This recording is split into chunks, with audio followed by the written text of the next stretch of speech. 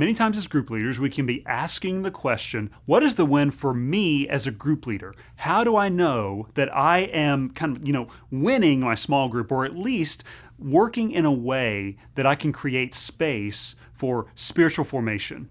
That is the win for you, group leader. It is that you create space each and every week in your small group environment for spiritual formation to happen. We believe this happens in several movements. One is going to be creating space for biblical friendship. Now, notice I didn't say best friendship. That is a myth within small groups.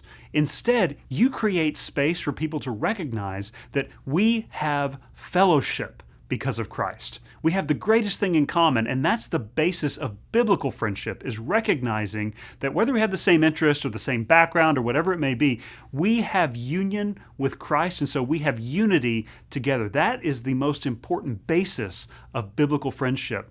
And then you want to create space for the practice and the prayer of the one another's of Scripture. We've shared with you before, there are over 50 one another commands within the space of Scripture. And we believe that home group is the best place for these to be practiced on a regular basis. Maybe you just begin by praying through that list of one another's. Lord, make us a group that has the mind of Christ together. Make us a group that greets one another warmly, encourages one another. You may just pray through those things and lead your group to do the same, and the practice will begin to flow out of that. And then also create space for spiritual gifts to be called out and encouraged. As you spend time together, maybe even just create a night or time in your group to say, I see Christ in you when you fill in the blank. Whatever you see each other doing that is supernatural or has an encouraging or maybe energizing effect on other Christians, that it increases the faith of others, that's gifting. And so make it a regular space in your group to call that out. And then finally, share the gospel together. Have the mind of Christ together is the command, but also share your faith with non-believers.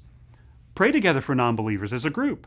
Maybe have a list of non-believers that you're praying for in your workspace, your neighbors. Share with those neighbors. Report back. Invite them into the group to see what real biblical Christianity is about. And so the win for you, group leader, is to create that space for biblical friendship, for practicing the one another's of Scripture, for seeing and encouraging spiritual gifts and deploying them to share the gospel together.